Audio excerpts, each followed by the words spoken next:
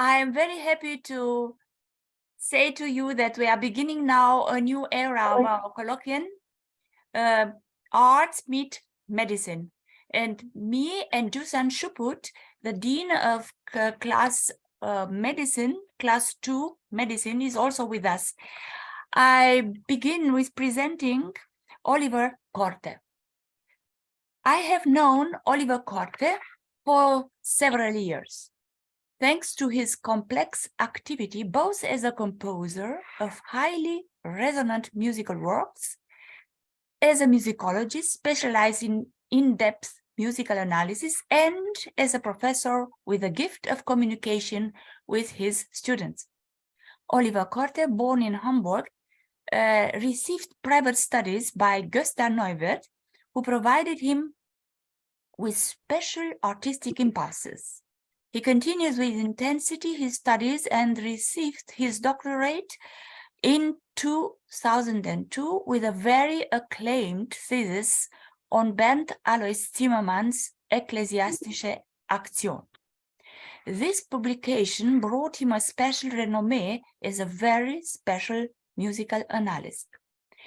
He has been professor of music theory at the University of Music, Lübeck, since 2006, vice president on the university since March 2020. He was also a visiting professor at Johannes Gutenberg University in Mainz in 2017 and 2018.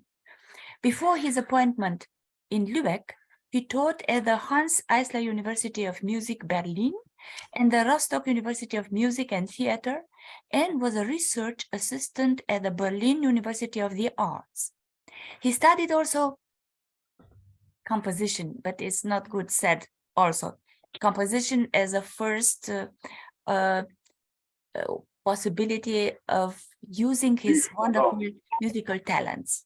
Music theory and musicology in Hamburg with Dieter Einfeld, in Vienna with Erich Urbana, and in Berlin with Helga de la Motte Haber.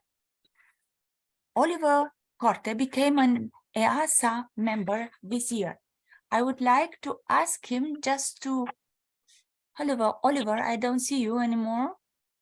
Oh, why is that? I'm here. Oh, yeah, okay. I would like to, I presented and made an analysis of a wonderful opera of Oliver Korte. Can you please just move a little to the, yeah? Copernicus. It's an opera with this opera. He has a wonderful success, and I could now speak a lot about, but I prefer to invite Oliver Korte to begin his colloquium today. Thank you very much.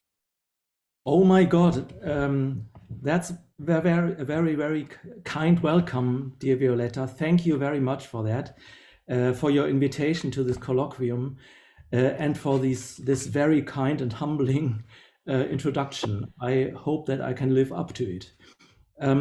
I consider it to be a really great honor to have been elected to the Academy, and I thank the whole Academy very much for this great appreciation.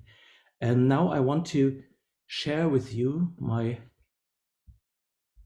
PowerPoint presentation to just get into the topic. I hope that you all see the presentation now, right? Yes, wonderful. Yes. Okay. In this talk, I will introduce to you one of my fields of research, one that is at the same time plays a significant role in my own compositional work, and that is cryptography. With the invention of writing, there was an immediately need to keep written message secret. This could and can in fact be a matter of life and death, this secrecy.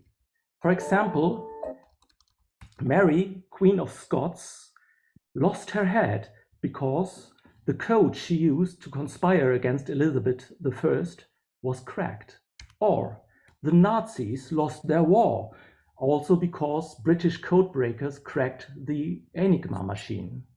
Now, in music, secrecy is undoubtedly not one of the main goals. So one could speculate that cryptography plays virtually no role in this art.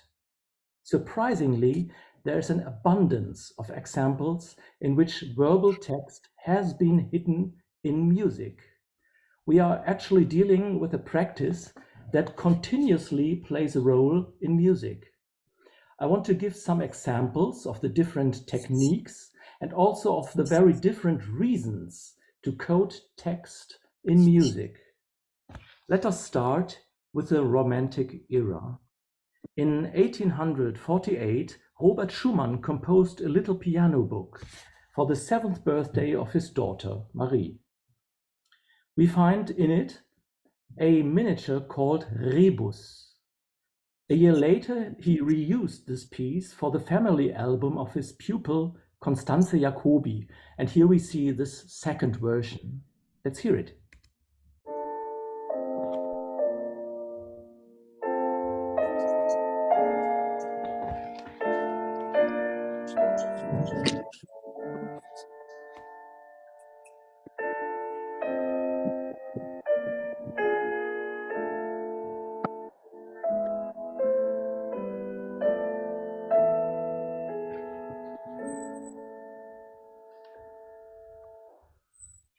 Now, this piece is unpretentious, somewhat serious and very intimate. But why the title? And what is the meaning of the capital letter L that we see there? A rebus is a riddle in which a word or short text is encoded, mostly by using pictures or pictograms. Title and letter suggest that a verbal message can be found hidden in the musical text.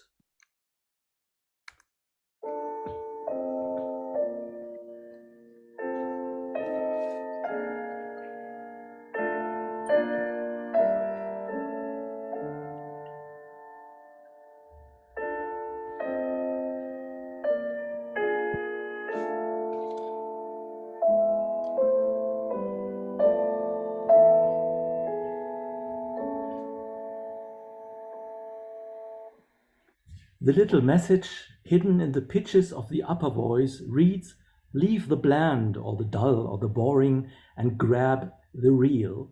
Schumann gives his daughter, his pupil, and now also us, a motto for life, a call to use the limited time sensibly. He gives us some kind of a musical carpe diem.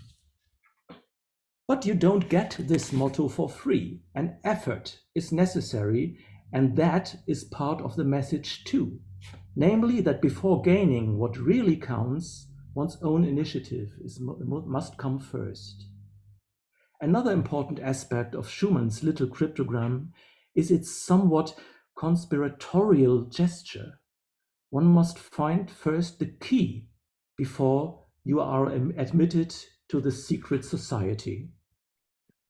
Now, Schumann was fascinated with the art of cryptography, and Rebus was, as this little list shows, by no means his only piece in which he worked with ciphers. And like Schumann, very many composers have worked and continue to work with pitch names. I mentioned just 3 examples. The maybe most famous case is that of Johann Sebastian Bach. He wove his own name as a theme, a soggetto, in a contrapunctus from Die Kunst der Fuge. In a sense, the creator of the music... Dušan tukaj, halo? Hello? Ja, Zvezdan bi rad, ker ob pol sedmih ima nastop že. What happens? I didn't understand. Dušan?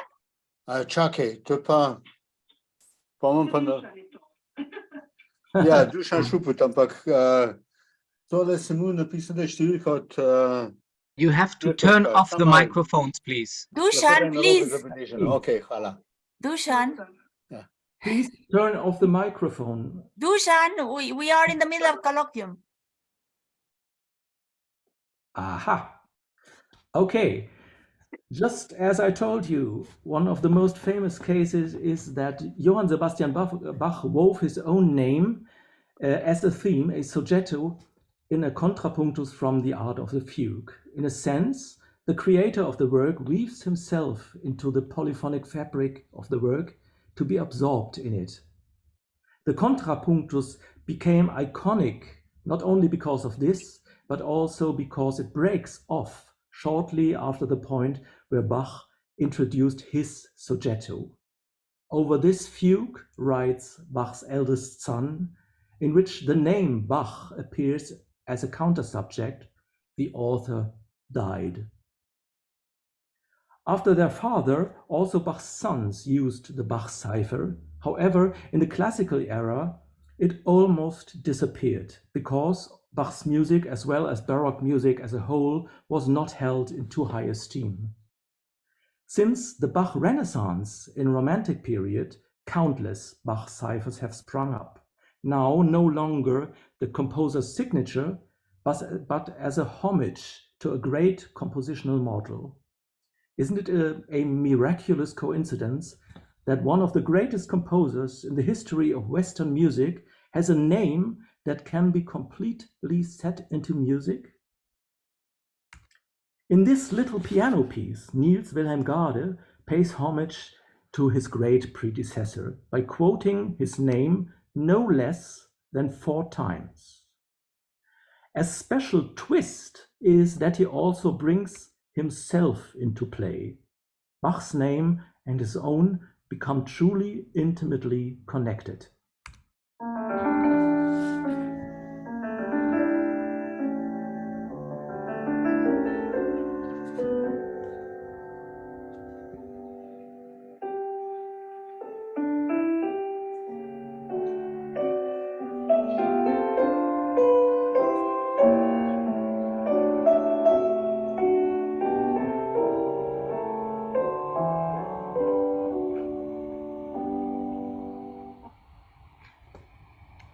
A very original conceptual piece is Clarence Barlow's Fugue on the name Cage after Fugue number 5 of 6 fugues on the name of Bach by Robert Schumann, Opus 60.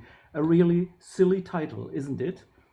He uses a fugue in which Schumann pays homage to Bach, but stretches the tonal space of the entire piece in such a way that the sequence B-A-C-H becomes the sequence C-A-G-E. As you can see in the upper example, Schumann's piece begins with B-A-C-H, whereas Barlow's reworking of the work starts with C-A-G-E. Let us hear both beginnings.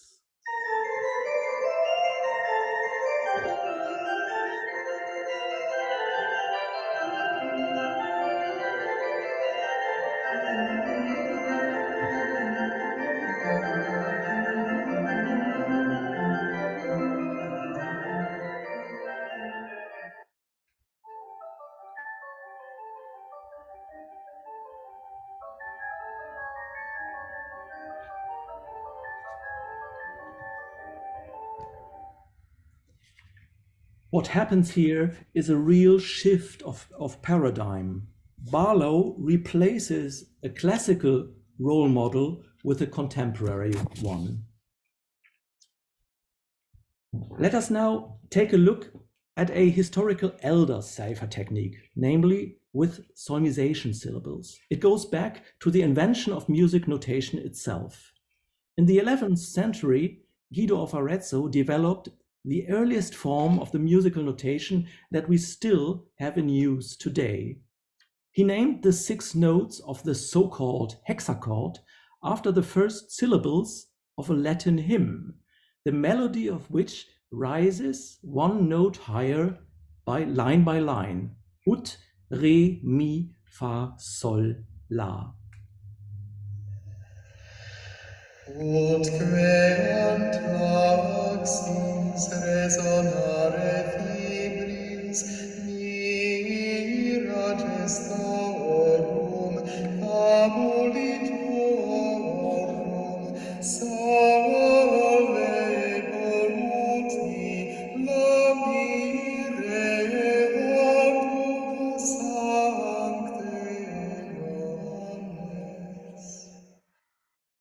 Now, one could say that the pitches owe their names to a pre-existing verbal text. They themselves are the result of a coding, but in this case, not for the purpose of secrecy, but on the contrary, as a memorization aid. In the Renaissance period, composers began to play intricate games with these musical syllables.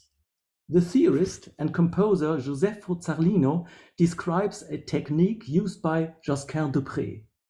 One must know, he writes, that the subject can be made by the composer himself. For example, Josquin created the tenor of the Missa Hercules Dux Ferrarie drawn from the vowels of these words. In this mass, Josquin pays homage to Ercole d'Este, Prince of Ferrara. He does not, as customary, derive his composition from a Gregorian chant, but from the words Hercules Dux Ferrarie. From these he draws the vowels, and then encodes them with solmization syllables containing the same vocals. Re, ut, re, fa, mi, re. This melody becomes repeated again and again in the work, mostly in the tenor, and around this melody, Josquin composes all the other voices. Let us listen to a short section of the Kyrie.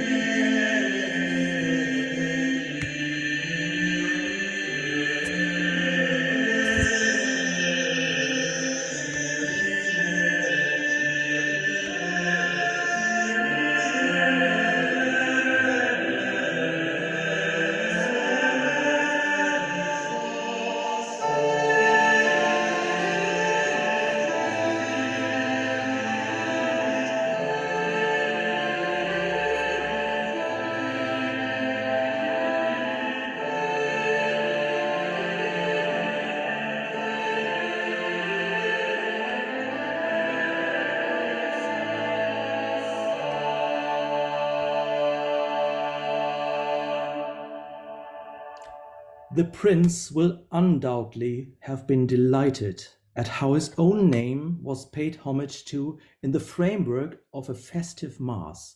Rule by the grace of God could hardly be expressed more clearly. Josquin experimented with the soggetto cavato technique in a number of works, and his mass gave rise to a tradition of sovereign masses. But he also had inspiration himself, coming from a totally different genre.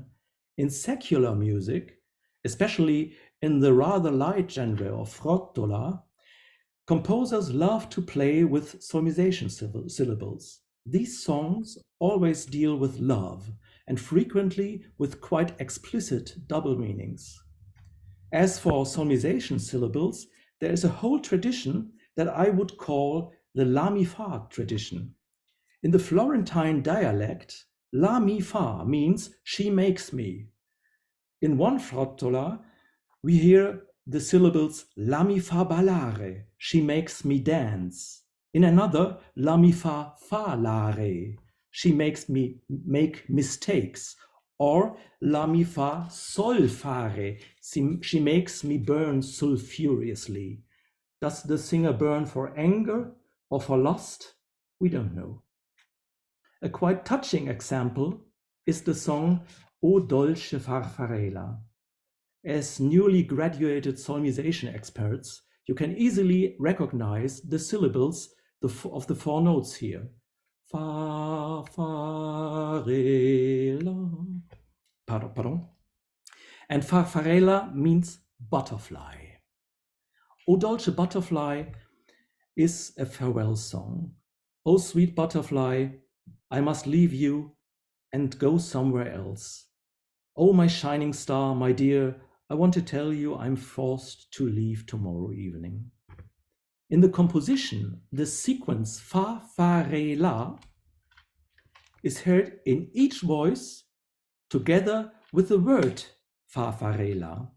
Instead of secrecy, in this case, the purpose seems to be an intensifying doubling on the one hand, and also the enjoyment of the witty and artful combination.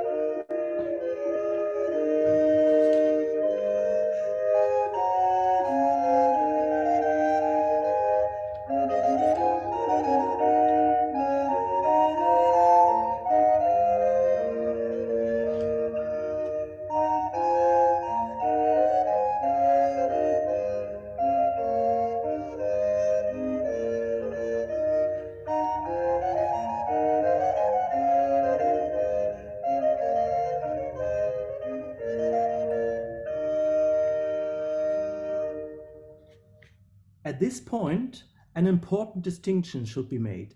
All ciphers presented so far are incomplete in various ways.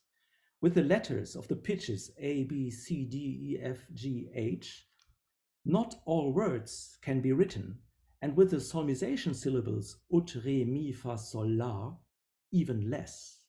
Conversely, with Josquin's soggetto cavato technique, every possible text can be encoded, but only its vowels, so that a back translation is impossible without additional information.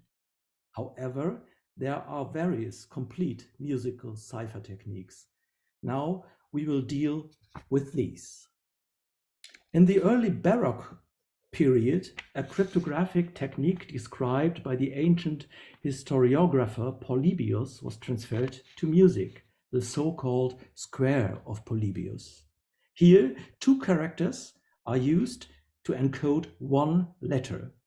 The first character denotes the row, and the second character the column. A similar square is to be found in the treatise Cryptominutices by Duke August of Brunswick.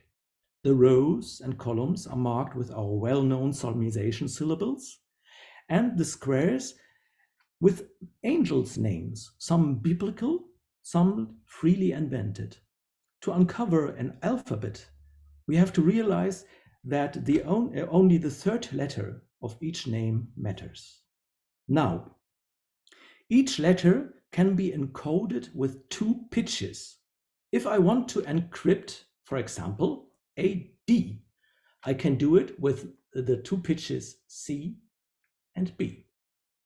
If I want to encode an E, I use C and A. And an R is represented by G plus C. Put together, we get the German word der, the. Now, in this way, August encrypts an entire sentence, which refers to an event that took place in 1620 in the early stages of the 30 Years' War. Spinola has invaded the Palatinate. Woe to them. Now, one can find musical cryptograms in a number of Baroque treatises, but the present example is special because August commissioned the Lüneburg composer Friedrich Holland to write a complete four-part composition around this musical cryptogram, thus completely concealing the message. The result is a charming Baroque piece of which no one would expect that a message is hidden in it. For example, right at the beginning, our 6-note soggetto, da-dee-da-dee-da-dee, with the word der hidden within, is passed through all voices, as it should be in an artful Baroque composition.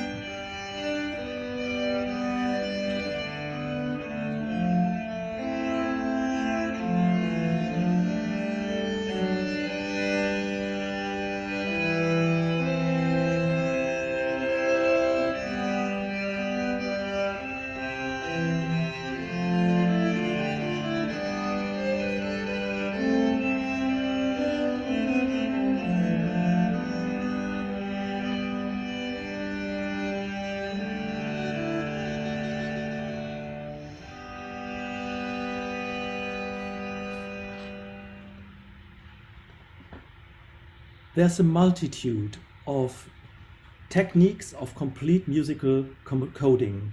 I only mention the greeting cards, for example, by Mario Castelnuovo Tedesco or Olivier Messiaen's Langage communicable. But allow me now to move on to my own music. I want to present to you two pieces. Firstly, the middle movement of epigram, cryptogram, pictogram for a talking drummer. Der nächste Satz basiert auf einem Gedicht von Kurt Schwitters mit dem Titel 12.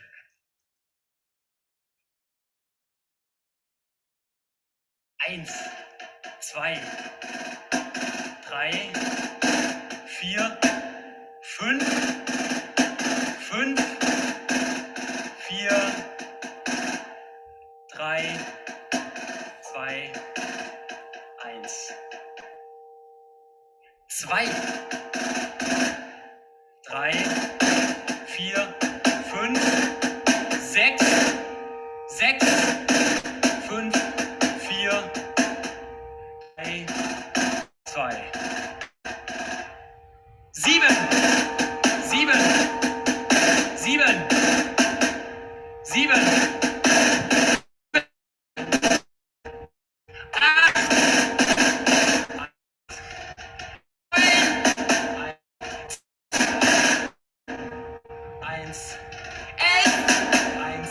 3, 2, 1.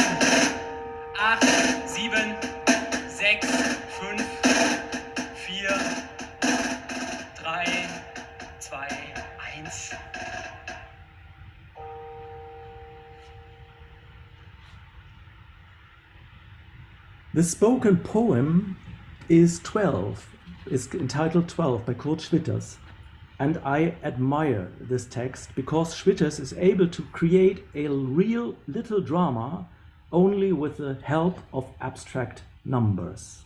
Starting relatively calm on a low energetic level, so to say, we experience a growing enthusiasm and acceleration that unfortunately leads to a terrible failure just before the climax. 12 is out of reach. What a tragedy. But what is the secret message? The drum rhythms may have sounded familiar to sailors among you because it consists of Morse code. Now, Morse was not actually created for the purpose of secrecy. On the contrary, it facilitated the communication at that time. But it has fallen completely out of use.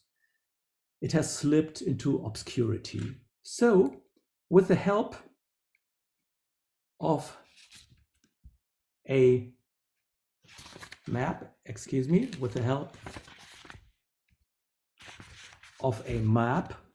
a Morse tablet, we should be able to transcribe the text, and out comes the following beautiful sentence. What a pity. To get to the bottom of the matter, we have to know the Caesar cipher. Julius Caesar used a simple monoalphabetic substitution technique. He replaced each letter of the plain text, here in green, with a letter of the shifted alphabet, here in blue. Thus, for example, instead of an original C, an F appeared in the cryptotext, and the name Caesar became the sequence FDHVDU. The Caesar code is extremely simple. One letter is always replaced by another, every time the same letter. With the help of a simple frequency analysis, for example, you can easily decode the original text. So if you want to protect your message a bit more advanced, you better use the so-called Vigenère encryption. This polyalphabetic substitution cipher uses differently shifted alphabets. Now you need a keyword to organize their succession. Here you see the German word Dom, cathedral. Every first letter of the plain text is realized with a shift in which A becomes D. every second letter, A becomes O, and in every third one, A becomes M. But how should you know the keyword of my composition, Cryptogram for a Talking Drummer? It turns out that the drummer himself delivers it. He speaks it out loudly. Each number from 1 to 11 of Schwitter's poem signals a certain shift of the alphabet. So, with the help of Schwitter's and a visionary analysis, we finally decode the real plain text. And this plain text is referring back to the method of the composition process itself. Come, let us go down and there confuse their language. From the biblical story of the Tower of Babel, Genesis 11:7. To complete the Babylonian confusion, I'd like to show you one last example in which I use cryptography to obtain a basic musical structure. In this case, a time matrix to organize a succession of events. In my brand new string quartet, Quinta Materia, which will be premiered in May, I use a sentence by the medieval alchemist and physician Paracelsus, which refers to the fifth element of the ancient element theory. Quinta essentia is the only nature, power, virtue, and medicine. To create my time matrix, I use Morse code again. Let's take a look at the first word, quinta. It consists of short and long signals, das and dits. The letters are of different length. Q, for example, requires 16 units, whereas I and T get by with only 6. The more frequent the letter, the shorter its code. For my piece, I brought all the letters to the same length. This way, breaking up the uniform succession of identical dits and das, obtaining a more interesting relation of the durations. Changed into musical notation, it looks like this. And this is the score. Each bar represents a letter. Each instrumental entry appears on a dit or a da. And the section as a whole, with its silvery harmonics, is a sounding representation of that very fifth element, the essence of essence. As I said, the work has not yet been premiered, but I'm immensely grateful to the ensemble, the Eunoia Quartet, that they sent me a recording from a rehearsal so that we can hear this section today as a teaser for the upcoming real performance.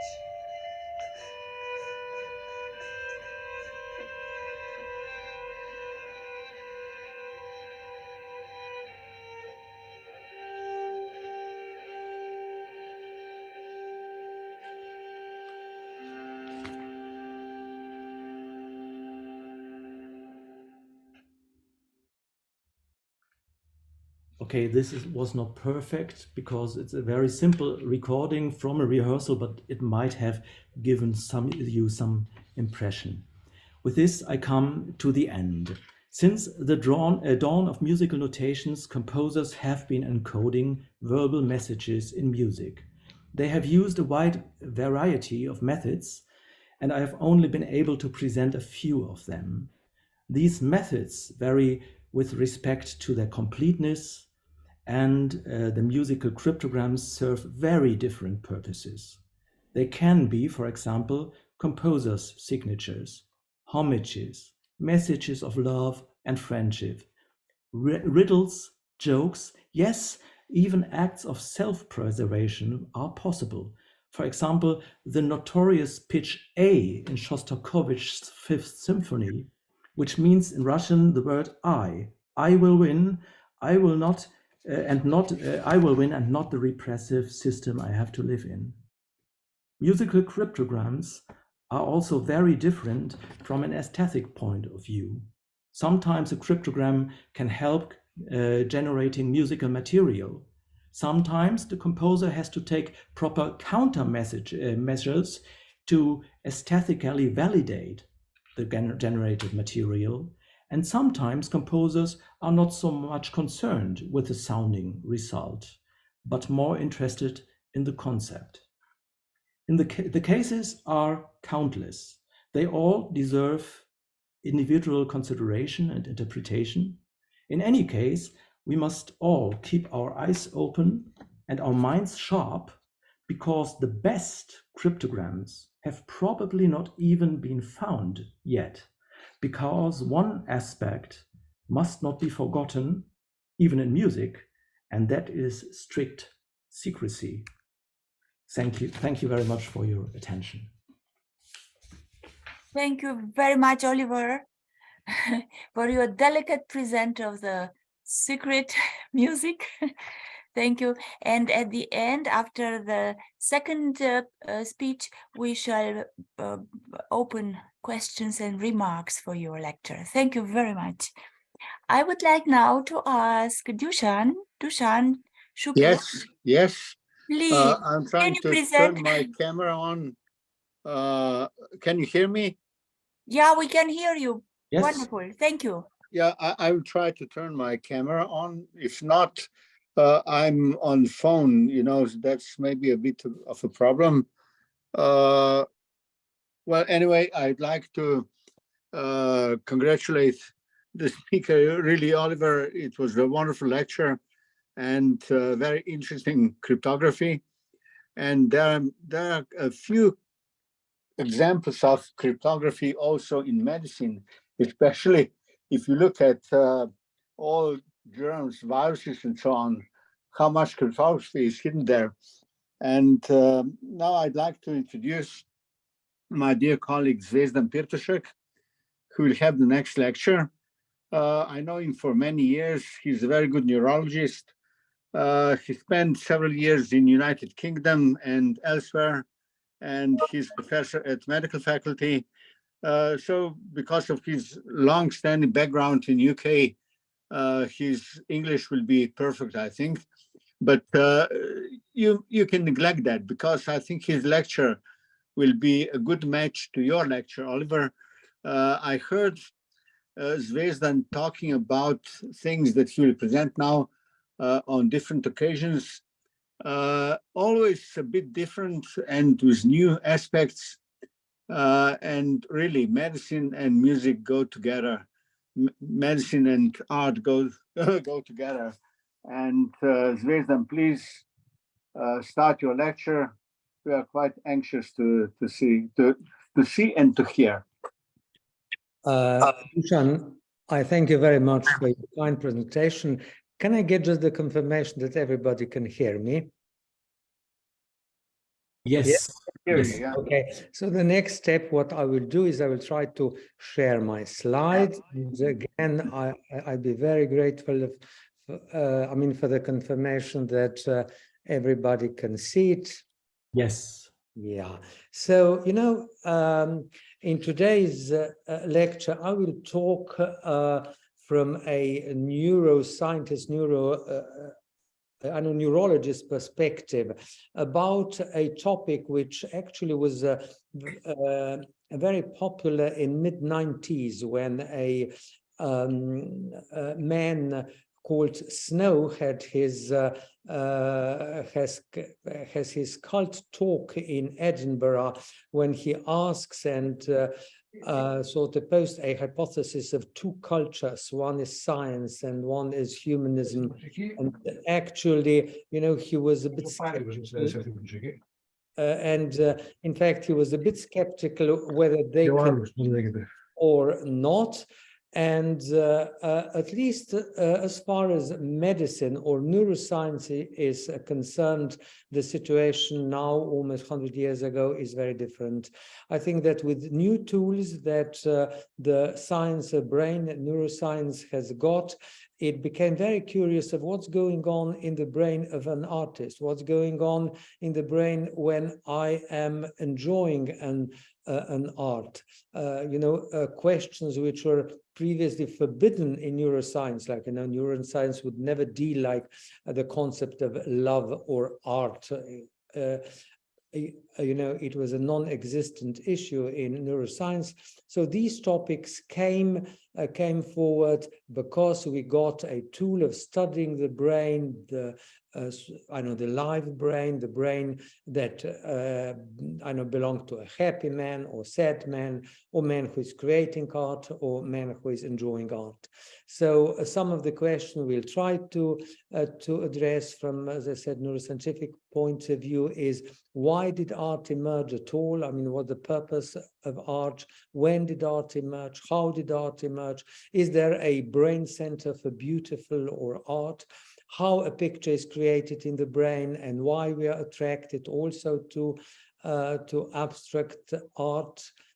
Why should I go to gallery or attend to concert from point of view of neuroscience, and what does synchronization of many brains mean? See, there are several views on what is the purpose of art. Why did it emerge? Many people, but I think a large majority would say that actually art is like a cheesecake. It is there, but it serves no purpose. It is a side effect of some other evolutionary, more important and biologically more important things. I think that this stand or this hypothesis nowadays is in minority, and that also neuroscientists are searching for the deeper meaning of the purpose of art. So biologists would say that art must have an evolutionary advantage, a genetic sort of advantage, which helped me in certain aspects of my survival. And of course, some people would say art is something what we create and then we pass to the next generation. It's a very much of a cultural thing. We certainly know that an important aspect of most of the art is that it is a very much of a group activity, that it's a group and social cohesion, that it helps us to be together and to be strong and to survive and to fight the enemy and to catch the animal and so on. However, that cannot be the whole truth, because in many occasions, what we love or enjoy the most is art in solitude. So me and the work of an artist, being alone, sort of without the interference of others. Then there's a strong hypothesis that actually art developed from our need to communicate, to gain knowledge, and in such a way to increase the chances of our survival. So there were our ancestors around the fire, telling the story about this woman who found this plant, and with this plant she cured the child, or about the four you know, the story about the forefather who fought the bear and brought this bear skin to the tribe. So spreading knowledge, communicating, and surviving in a more successful way. Darwin, among others, was a strong proponent that actually the original purpose of art is a sexual gender selection. So it is the way of how I can show that I am strong, I am beautiful. So my genes, which will pass then, are healthy genes. And many scientists which follow this hypothesis would give an example of a peacock who actually, you know, in the heat of his trying to get his beloved partner, you know, he's spreading his tail and he's in a great danger actually at that point. We've got special hummingbirds in the southern pole who would just before they mate, you know, they would build this fascinating structures with many very colorful items stuck into it. And this is very reminiscent actually of some tribal either dances or performances when where young people would either sort of beautify themselves with various items or build astounding structures and then jump from those astounding structures. Now, but there's more to art than just I know, spreading the genes because I'm so beautiful and I can create beautiful items. Actually, much of Homo sapiens art was born like, I know, 50, 60, 70,000 years ago in the depth of the caves, in the solitude of the caves, in the silence, of the caves, in the places where usually we can find traces of temples as well. The older temple, actually, here you can see it on your right, it's from Botswana. It is that's the sculpture of a python, and even today the San people from Botswana, from this region, they would venerate snakes. But what we find along this temple are also beautiful cave paintings. So, and the atmosphere in these caves is quite reminiscent on the atmosphere of some modern painters, like, for example, Rothko and his Seagram chapel, you know, where you enter into this darkness and there are just the monochromatic, maybe dark red or black, paintings, and you wait for a play of a maybe ray of light, which will show you the richness of these monochromatic paintings of Rothko. So maybe the whole idea of art is not so much about spreading genes or about communicating or about just being stronger in a society. Maybe it is a ritual, it is the start of religion, it is trying to search and a search of gods. When did art emerge? Of course, you know, there's this very famous South African pebble that optimists say maybe this is the first artwork in the history. It's a pebble with maybe eyes or mouth. So that was done like 3 million years ago, far before Homo sapiens occurred 300,000 years ago. So that actually is a work of Australopithecus. I think that the majority of scientists nowadays would say, no, this is really, that's not a purposeful conscious art. But of course, let's go to 50, 60,000 years ago, and there we found these beautiful animals in caves that I talked.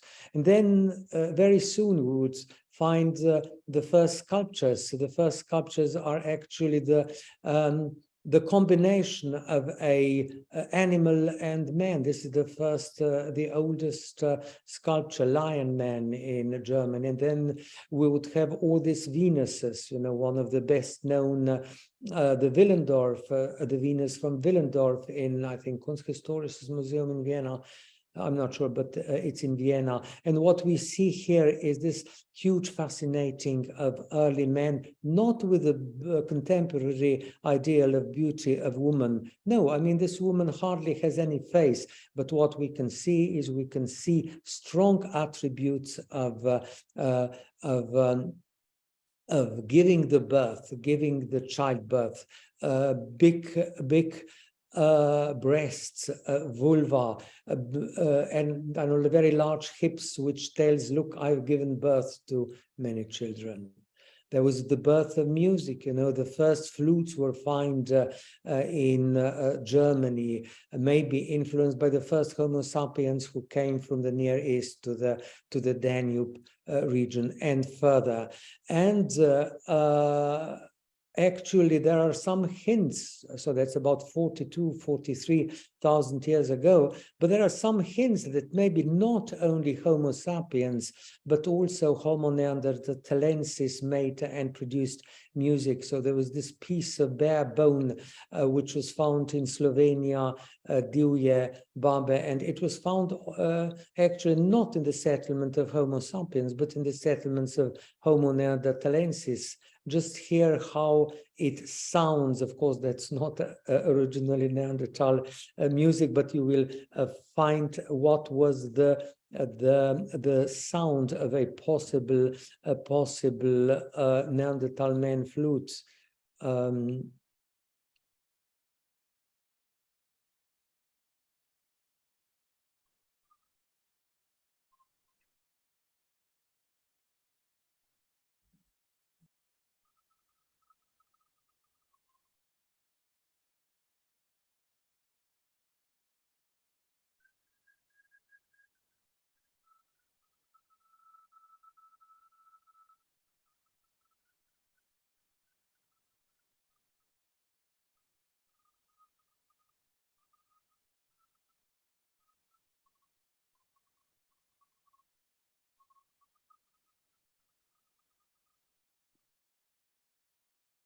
I think I'll skip, for the sake of time, I'll skip this beautiful music, which I'm sure that the majority of the attendees know, the Hurrian hymn dedicated to the goddess of gardens in Ugarit, but it's a beautiful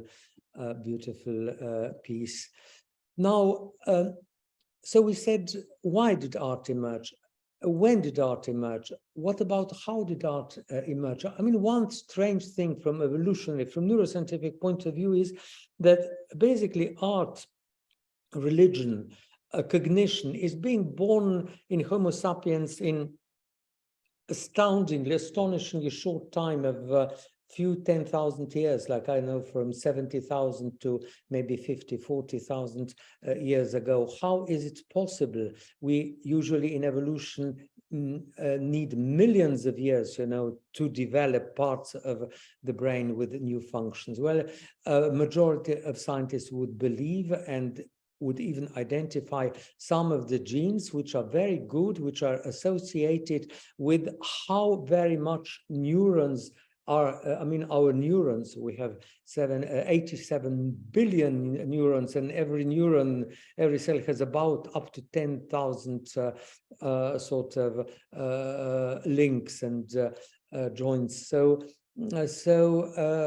there are at least 3 genes which would occur in different parts of time scales of our evolution. The last one, the microcephaline, about 50,000 years ago, and they all very much sort of increased the the network of our neurons. So that may be the mystery of why this, cognition, arts, religion emerged in such a short time all over the globe.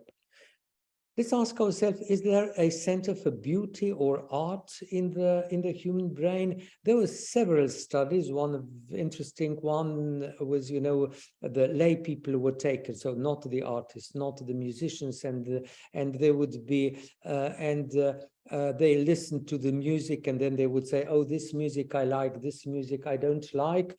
And also they would look to the visual arts, painting, and then again, some people would say, well, this piece of art I know this painting I like, but that painting I don't like. And then there are sophisticated neuroscientific methods where you can see what actually is going on in the brain when you like the work, when you say, okay, that's art for me, that's beautiful for me. Let me tell you that the vast majority of subject in this study liked this music, and this man, actually, he was also living in Ljubljana.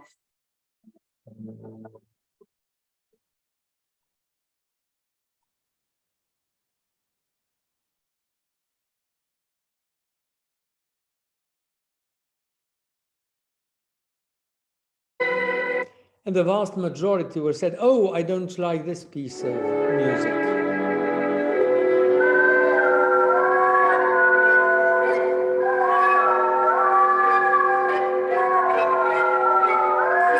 Of course, let me remind you that these were lay people. They were not artists. They were not musicians. And the majority would love this Jean-Augustin Greux odalisque and would dislike this Lucian Freud act.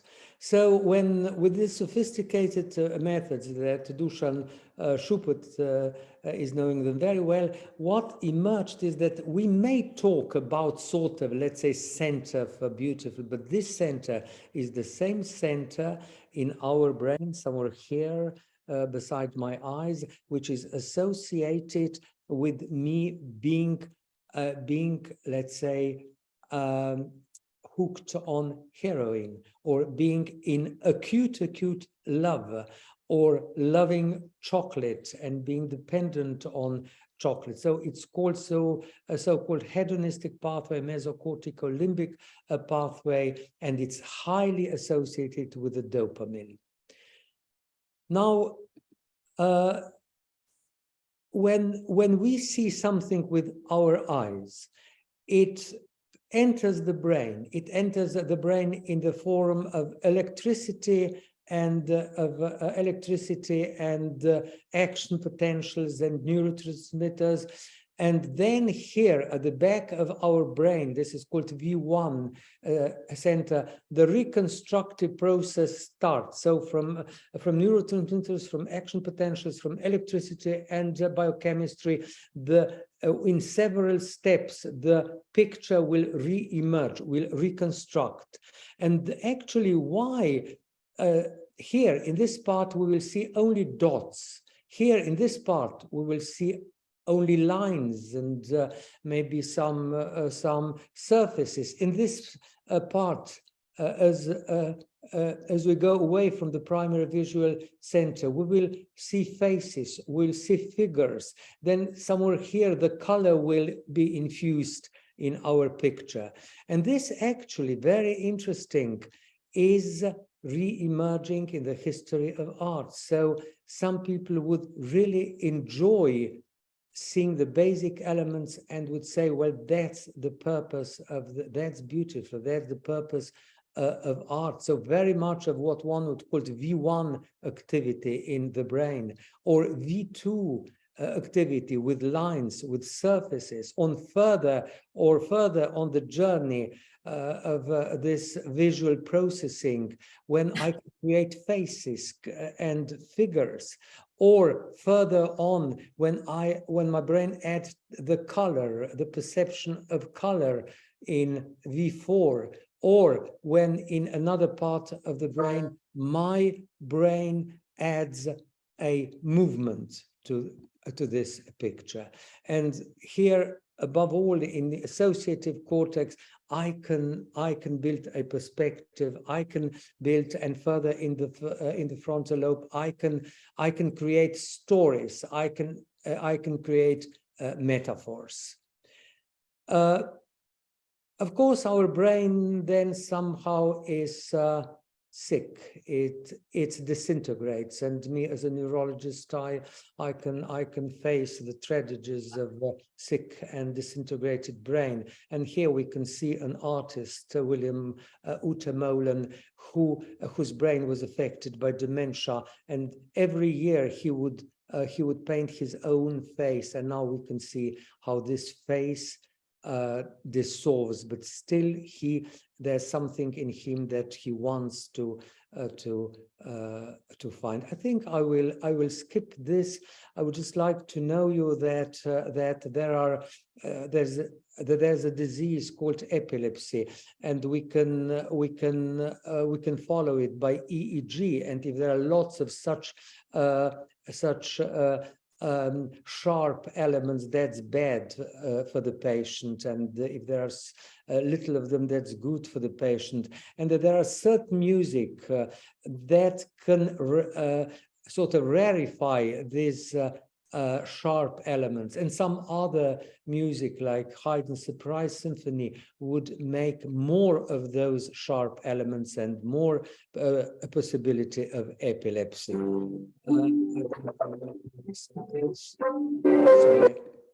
So why should I visit gallery and attend to a concert from neuroscientist point of view?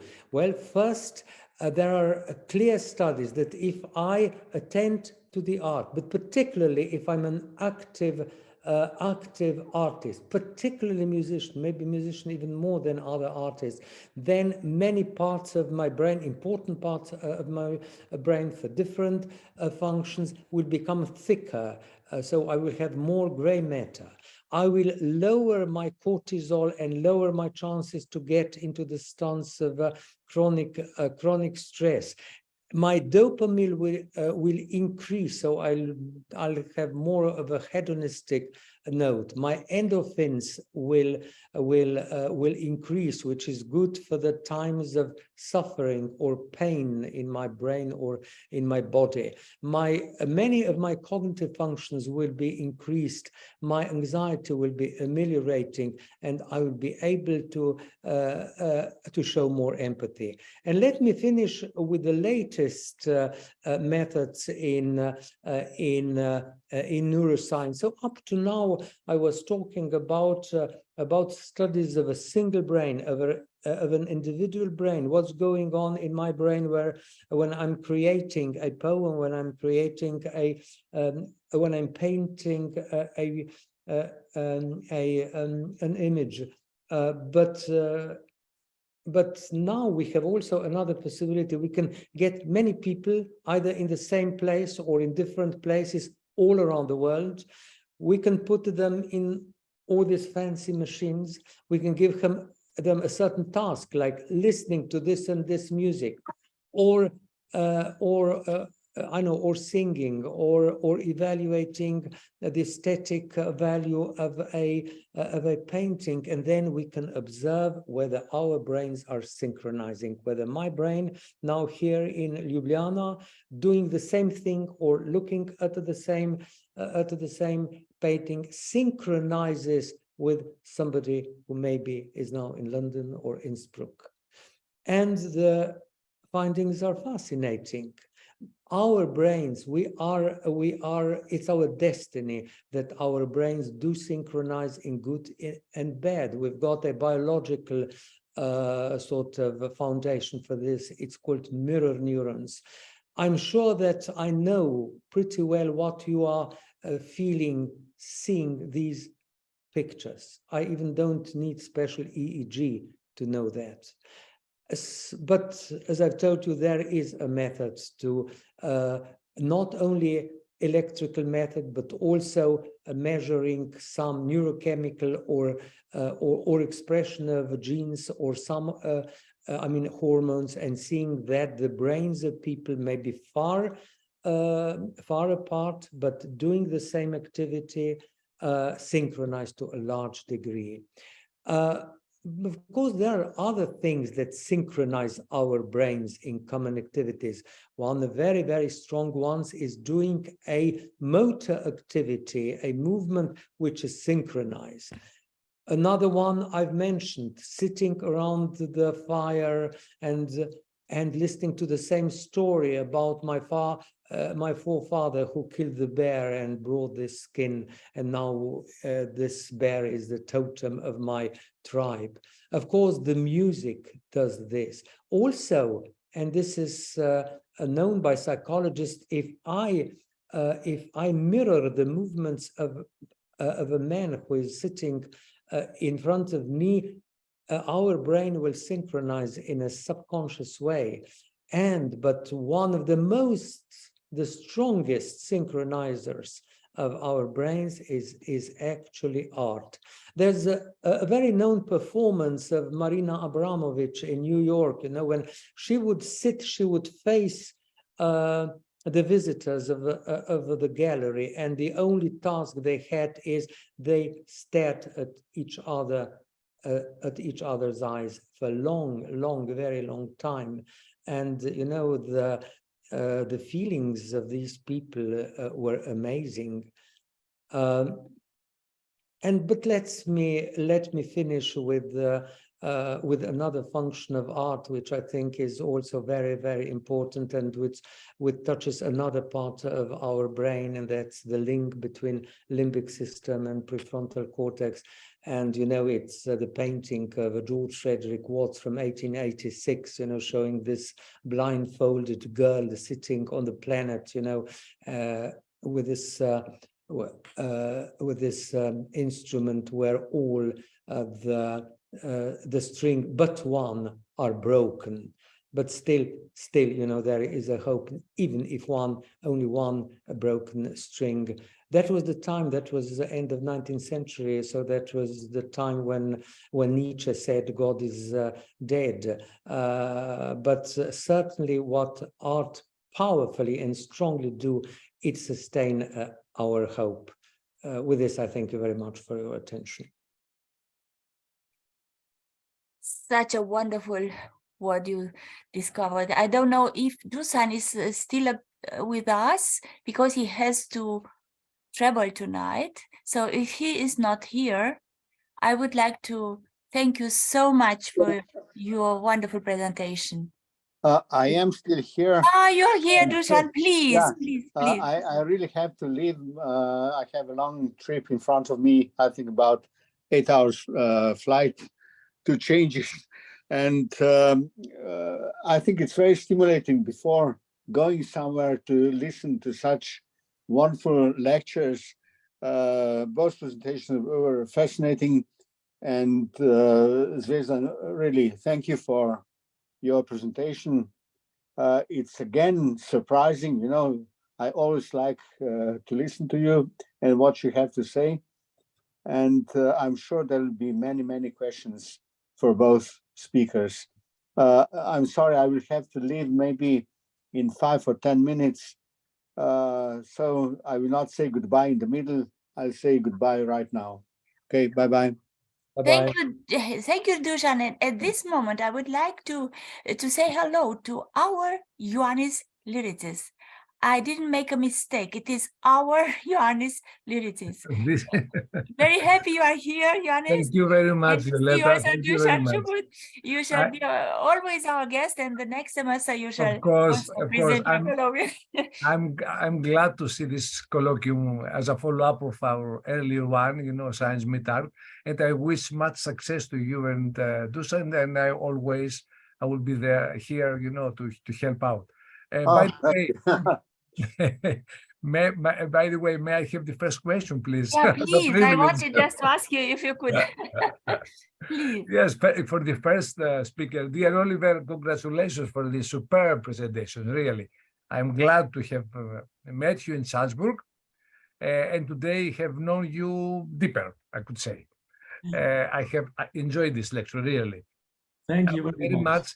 I would very much also urge you to, if you please submit it as an article for publication in the proceedings of the European Academy of Science and Arts. I'm looking forward to that. Thank you for the idea. I'll do that. Thank you. If you need any more information about that, just let me know. My question, I think, would be to both. Very short one. Pythagoreans developed a kind of cryptography, I could say, corresponding alphabet letters and geometrical shapes to numericals. Okay. Have you wondered if brain is like an enigma machine, a musical cryptography may be related to the brain function? Just this for both of you, and that's all from me. I'm really not an expert in brain science, and I leave to the other speaker. Thank you, by the way, for the wonderful talk, for the other talk about brain and gallery and concert. But I can say that many functions are quite miraculous of the brain. For example, it counts and calculates when it hears music. And it's very strong in recognizing frequencies and the proportions between frequencies. So we don't know that we calculate why we are hearing music, but we do. And in a way, this is mathematics and ciphers are some kind of inert to music, I think, and in our ability to hear and to enjoy music. Without this calculation possibilities, music wouldn't mean anything to us, I think. But we don't think about it. We just do it. We just calculate unknowingly. It's an open field for research, I think. Thank you. As a true scientist, I can just say, there are no studies on that, but I believe, there very soon will be. But as far as music coding is concerned, I think there's a large view that actually the music is very much of a logical mathematical thing, that there is a structure, a hardware in our brain which purpose was originally probably something else, finding some patterns. The main purpose of our brain actually is finding a pattern. And so I think that probably science also in the musical fields will go around that, and that we will talk about very mathematical, logical operations which are important for music, but which origin must be something else. May I say something? Look, in music or any sound, there's a lot of mathematical information. And let's say if you do Fourier transform of a music, probably you could make a kind of analysis to solve the puzzle just by simple mathematical equations like in other cryptography. Maybe the main thing in music is that it is not obvious. You cannot suspect that it is cryptogram. So if music is pleasant, you enjoy, you forget about analyzing it, I think that's the main advantage. What do you think? I absolutely, agree. And I think that the fact that you are not aware of this logical mathematical element of it is because it really taps deep into what I've shown on this picture, this mesocortical limbic dopaminergic system, which really sort of, gives you this, high feeling of something which is surreal, which is above and beyond the biological. Yeah, it shuts your frontal cortex off. Yeah. Yes. Yes, everything. I thank both the lecturers of this night. And I have to say that I am not a musician. I am not a doctor in medicine, but I was entirely fascinated by what I heard tonight.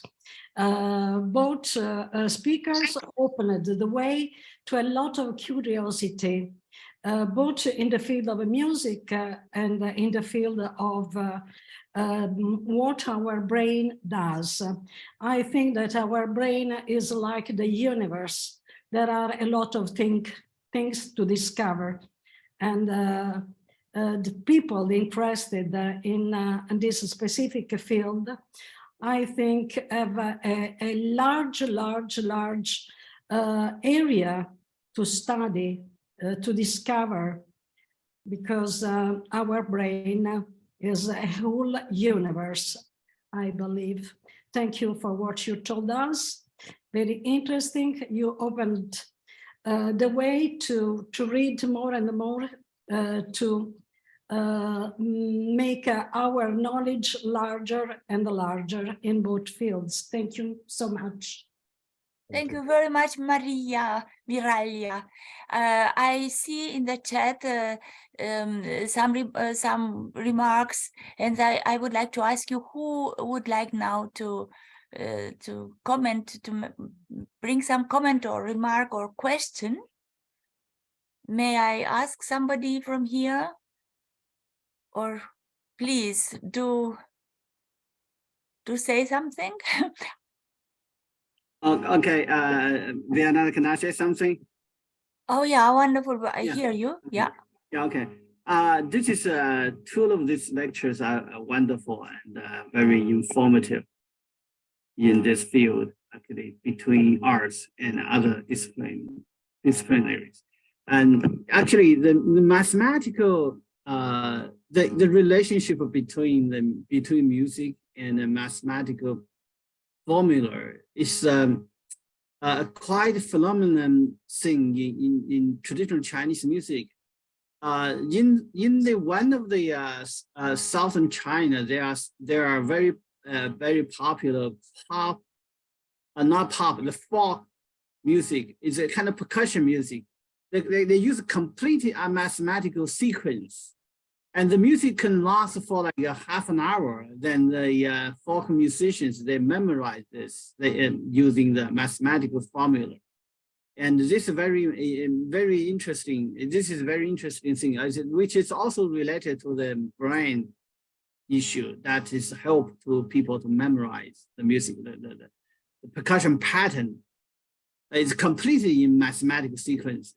And so the music and the relationship between music and mathematics is very obvious in this situation in Chinese folk percussion music.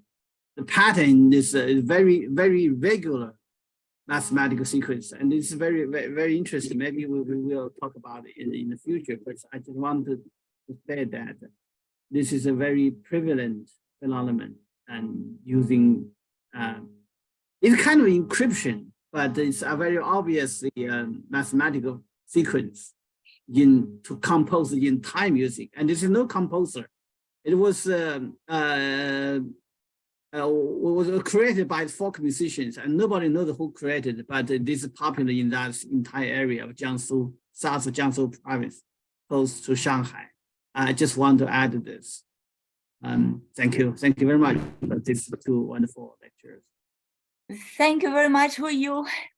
Anyway, I discovered a correspondence between your lectures. Also, if Oliver didn't mention anything about corresponding with medicine, but on the other hand, the way you presented, Oliver, had to do with your secret ways of discovering how to make music and to bring so many different ways of understanding and projections are in a very good way in correspondence with what Zvezdan told us. So I would like to ask you, Oliver, but no, first I would like to ask if somebody would like to make? May I say a few words? Oh yeah, thank you, Jon. Yeah. Yeah, really very interesting lectures, and I would like to thank both reporters. I can tell you that, well, I am a physicist, but sometimes I write poems.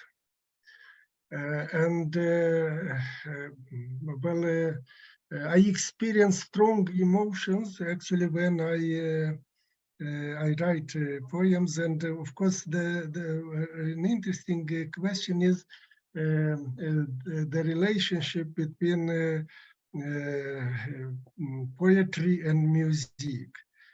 And I also, first experience, I asked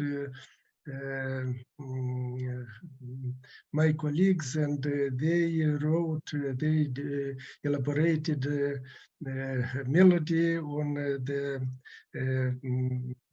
poem that I have written. And this could be actually also an interesting issue to investigate the relationship between music and poetry. And of course, to investigate how men, what kind of emotions helps the men to create poems, to create good music and so on. That means it's also, in my opinion, an interesting issue to be investigated. And the connection with the medicine, this is a really huge field of research. And you know that there are national programs on brain, there are international programs on brain, and probably here there is also a space for multidisciplinary, let's say, research. That's just a few words about. Thank you so much. Thank you also, Jan Tigianu, because it's like looking in the future, what we could yes, of course, go to do. I have two short questions for you, Oliver, and for Zvezdan also. I'm now very curious for the whole piece. You showed us only a fragment, and in this fragment you are beginning on a high register. All the instruments are very high, and then at the moment I could discover that you are going down. So I just want to ask you if you planned also different kinds of how to play with register and to think the music in space. This is for you, the first question, but I'm sure you do it. But if you did in an intuitive way, or also if you plan also in such a cryptogram way. And the question for Zvezdan, we all know that music and art in general help our souls to become, to have the feeling of luck. But I understood that you are also suggesting, not suggesting, but you're telling us also that art can help us in forgetting the pain. I would like to ask you if it is true what I understood, and I suppose myself thinking also of something, it happened to me also, that concentrating on a field of art, if it's poetry or music or something else, help us to escape pains. So first, please, Oliver. Yes, that's a very interesting question, because I indeed love to create structures with which I can start to compose. But in this case, there are two limitations that were absolutely enough. The first limitation is this cryptogram, which creates the time structure. Yeah, I was bound to that. And the other is that I decided to just use harmonics on empty strings. There are quite a lot of harmonics on the empty strings, but not every note, every pitch is possible. And I planned to work especially with those harmonics which are compared to the normal tuning system which we are used to, are too flat or too high. For example, if you play the seventh partial of a string, it is nearly a sixth of a note too low. And this is exactly what I played with in this music. And this I did quite intuitively. And maybe some of you heard that at the end of it, it kind of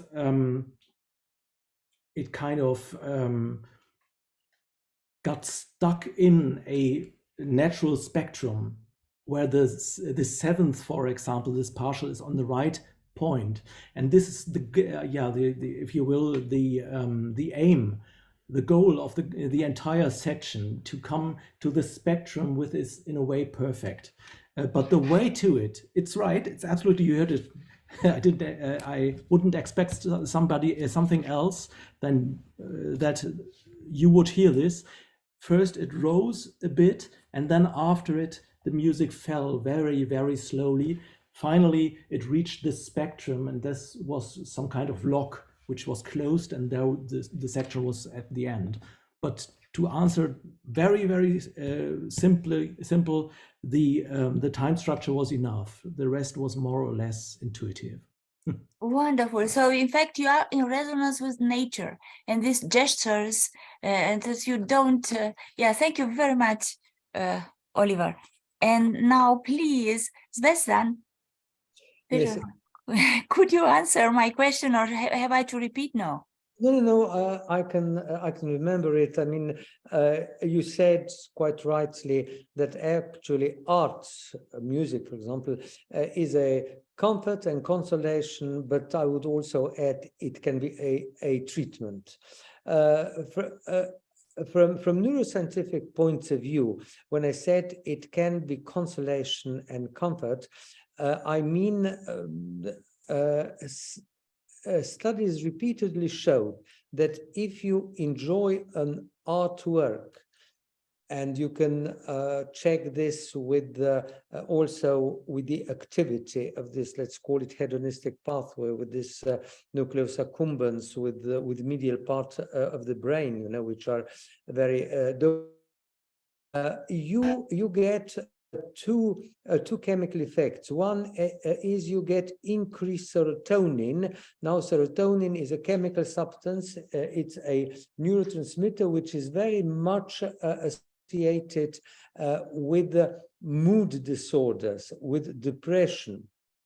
So, and this is why majority of the drugs for depression increase your serotonin, the same thing which actually can be produced by a piece of art which you enjoy.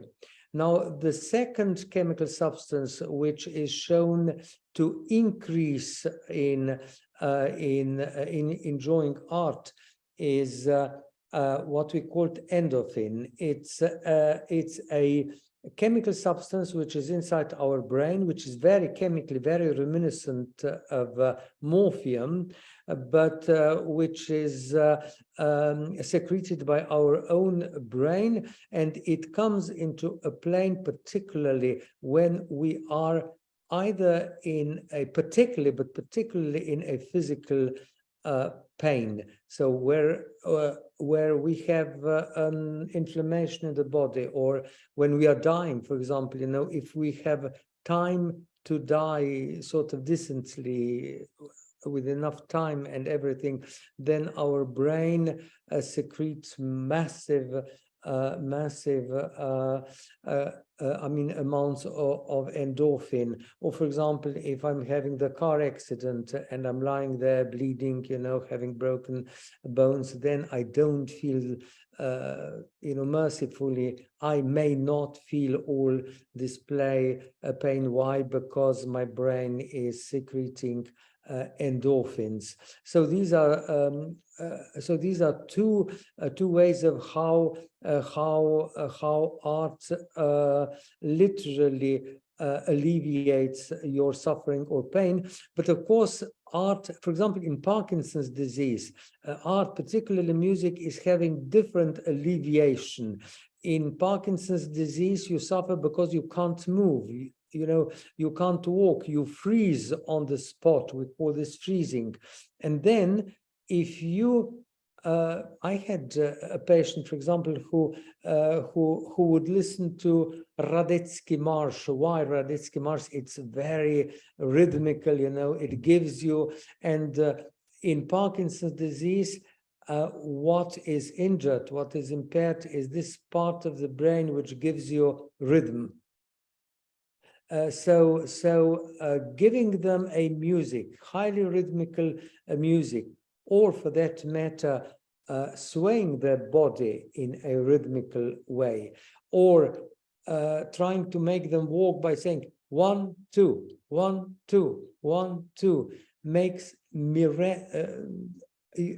in some patients it may miraculously restore their gait. So this alleviation of suffering is on several levels, but it's very biological, it's very concrete. Thank you very much. So we have hope, hope for what we can find in the world of science, in the world of medicine, in the world of arts. I would like to ask you, is somebody who would like now to make a remark, to bring a question? Oh yeah, please, Christian Kaufmann. Yes, thank you very much to both lectures. I just want to make one comment. I thought, what is the fascinating aspect of these cryptograms? And I think it's the experience, that the curiosity of knowing what the riddle is and getting step by step to a solution comes together with an aesthetic pleasure. I was very much fascinated by this piece written by Garde, with these cryptograms of Garde and Bach, and I experienced that it came very close together to hear these tone rows and to understand what they mean, and the aesthetic pleasure of the harmonies and all these things. And I think this is a very strong kind of fascination, which makes you astonished and which gives you back an attitude of astonishment, which is very good for humans, and which may also give hope or things. So I try to use this work in my lessons at school when I don't have to say the context now, and I'm very curious how my pupils will experience this work. Thank you very much. Like discovering a new language, and you are just curious, being curious, and then you have the wonderful pleasure that you discovered something. Thank you very much, Christian. I do not see another. I have to take care if somebody would like to say something. I have a very short question to the first speaker. I have been also deeply impressed by both seminars. I have a curiosity and a question to the composer. What comes first, a cryptographic idea, a code, or a musical idea? And how do these different kinds of ideas interact in the mind of a composer? And what happens to a listener? To what extent is it important for a listener to understand a given code? for instance, in the case of Schumann, there are many different kinds of well-known chords because Schumann did like very much using chords. And for a long time, perhaps these chords, Schumann's chords have been somewhat mysterious.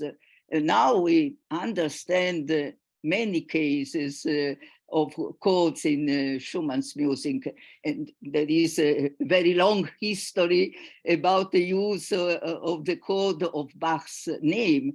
But do you really understand better music when we are able to discover these chords, or is this only a kind of intellectual curiosity? Oh, first of all, I think intellectual curiosity is not so bad at all. No, I like it, of course. It can serve itself. Your question is quite simple, but the answer is very, very, very difficult because as a music theorist, I have to say it's a special pleasure to understand musical structures. And when I hear music and understand the structures better, then it is not the disenchanting which sounded a bit out of your question, but quite the other way around. It's like a dialogue with the componist on a higher level, the composer on a higher level. Yeah, he's talking to us, and if we are literate, we can understand him. If we are illiterate and just depend on our feelings, it's a bit poor, I think. It is not necessary to lose your feelings when you understand music better. As for your first question, it is so complicated, composing. If I knew how to compose, I would have written a book on it and I would compose every day. It's struggling, every day struggling with those different materials, with different ideas. Sometimes a piece just begins with the idea of a sound, and I ask myself how to realize that sound that I have in my brain, and I have to create structures for it. Sometimes I have tools that help me, and I know that they function in a certain context. But yeah, I think the task of composing is to find a mixture, a measure in which the two components of structure and emotion, of intuition, come together. But if I knew how to do it, yeah, that would be wonderful. I don't. I think nobody knows, and that's maybe the mysterium as well of music, that nobody really knows how it works. It's a question. Every time you hear music, it's the question comes up again. Yes, no, I completely agree. Thank you very much for this answer.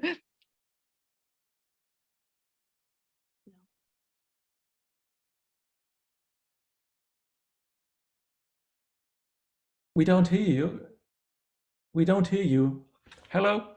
Excuse me, I just wanted to thank you, Marisa, for your question.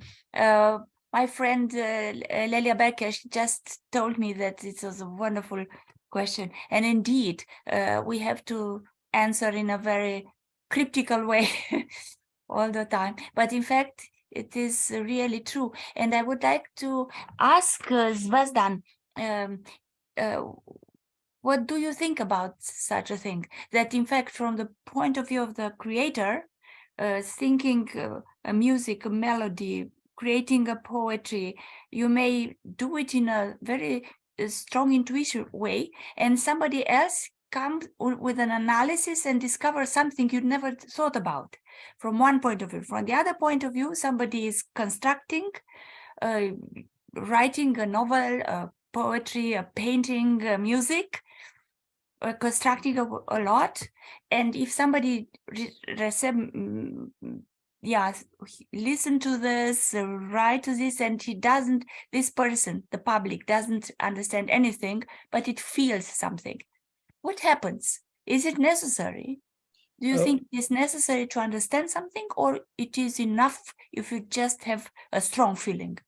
No, what we believe is that to a same result you can come in a very different way, but these different ways are associated with, I will say, different brain processes, or in different parts I mean of the brain. So some people can I mean here can be familiar, for example, with the term flow of Csikszentmihalyi. So he would say that and again, you know, you have to be so focused, you have to inhibit parts of your brain which are either associated with the environment or with your own thoughts about yourself and your feelings and so on. And then, you know, suddenly this flow can appear, and you are sucked in this creation, and it's somebody else is creating, and you know your hand is just an executor, you know, who writes down, or your voice is just a tool for something else in the brain. And of course, you know, if you are switching on other parts of the brain which rely very much on a not parallel but consecutive processing, and are using efforts of particularly left hemisphere, then the same result maybe will be given, but through a different pathway and through much more of a conscious effort. So it's, I mean, it may be very, very different. You know, it depends on the moment, on your education, on your feeling, on so many things. But different parts of the brain, different processes can lead to very similar results.